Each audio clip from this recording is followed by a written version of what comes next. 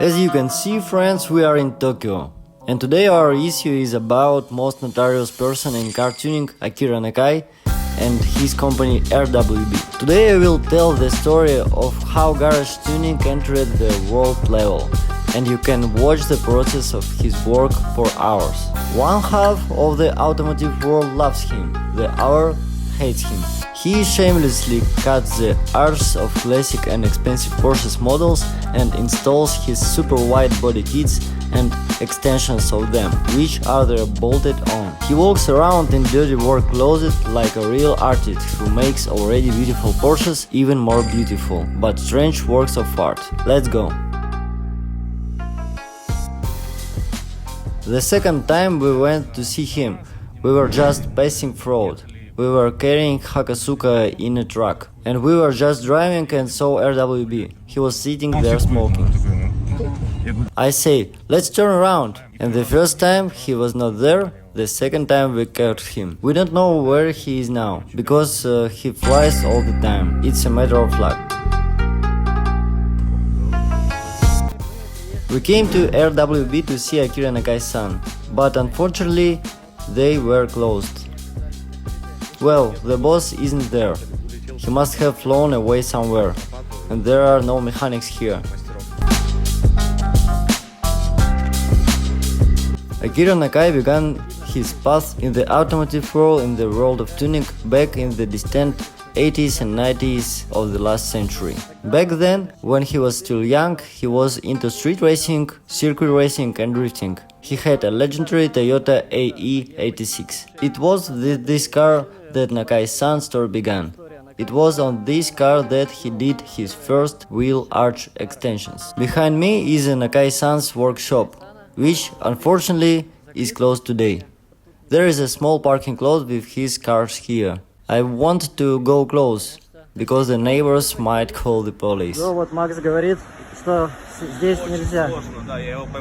Max says that you can't be here.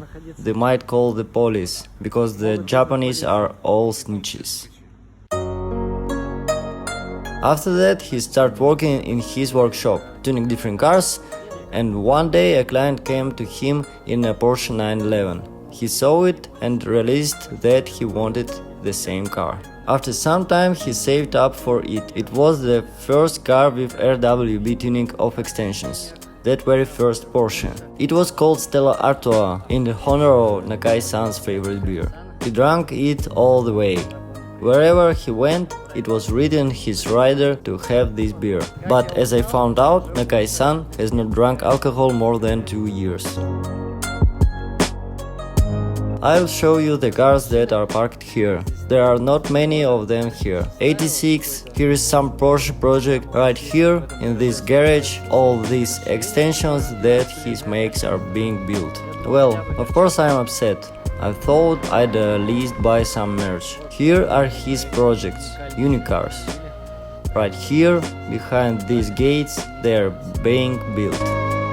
Over the years, Nakai-san and his company began to gain worldwide fame.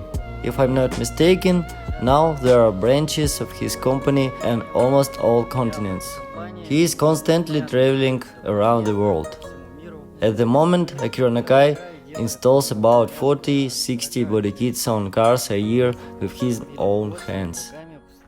To bring him to your country, to your city, so that can install a set on your car, it costs about $10,000, not including the cost of flights, hotels and so on.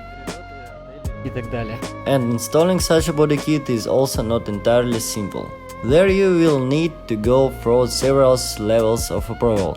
At the beginning, you contact Nakai-san. He conducts a kind of interview. All the details, wishes, color, shapes and so on are clarified. Only after this does he make a body kit and extensions especially for your car. Closer to the installation date, they are sent to your country, to your city, painted to match the body color, and Nakai-san files in and installs the finished painted products. manually, and in order to get on his waiting list. For example, now, having signed up in 2024, your turn will come only in 2026. RWB stands for Rauh-Welt Begriff, which translates as the concept of a cruel world.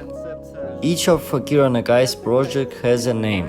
He comes up with the name himself. And this name is written under their thresholds on Porsche cars.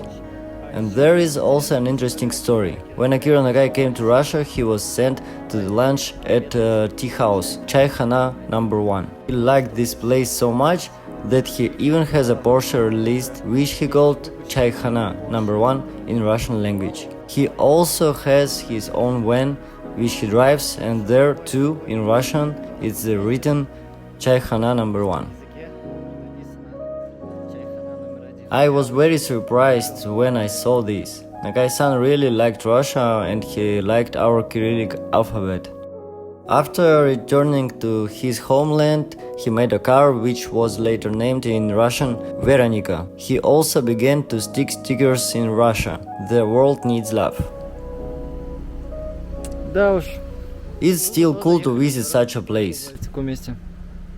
As far as I know, we have 3 Porsches RWB in Russia. One of them, I read somewhere, got into an accident. It was wrecked. One, I think, was sold somewhere abroad, and one is still left. And I have the opportunity to contact this person through friends. So write in the comments.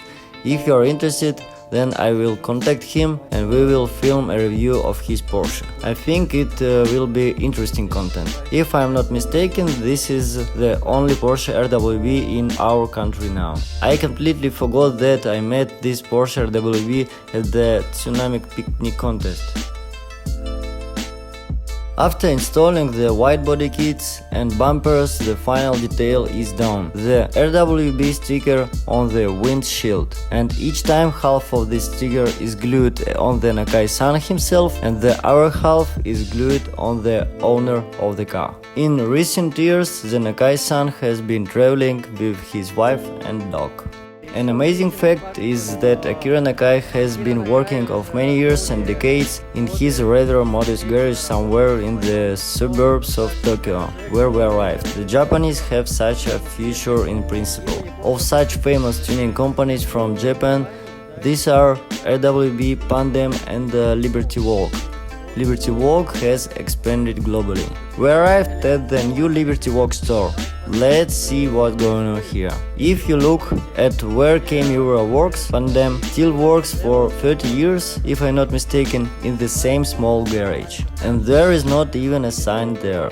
That is, car tuning enthusiasts come there and sometimes can't find this place because it's super modest. These are small garages and there's something about it. I think it's unique and special. That no matter how much these people earn, no matter how famous they are around the world, they remain dedicated to themselves, their business and their modesty. I hope you enjoyed this video.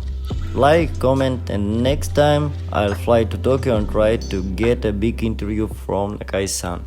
See you next episodes.